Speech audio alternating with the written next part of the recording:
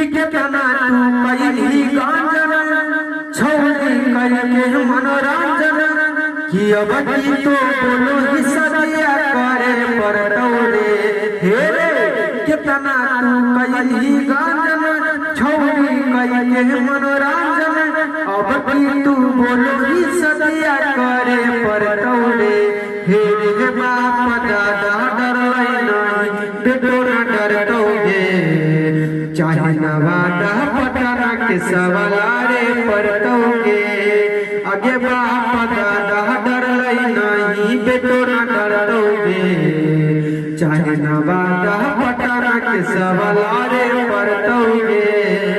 ये सॉन्ग एक उभरता हुआ सिंगर रोशन रूही जी का है। बता दें दोस्तों, ये सॉन्ग बहुत ही बजने और सुनने को मिल रहा है। ये सॉन्ग बहुत ही कम समय में 7 मिलियन प्लस लोगों ने इस सॉन्ग को अपना प्यार दुलार दिया है। बता दें दोस्तों, ये सॉन्ग रोशन रूही का अपना यूट्यूब चैनल रोशन रूही इंटरटेनमेंट से रिलीज हुआ है।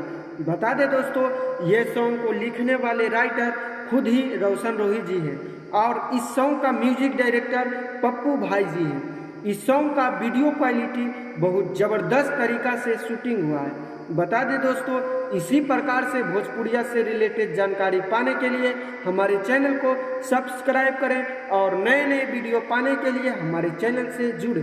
धन्यवाद।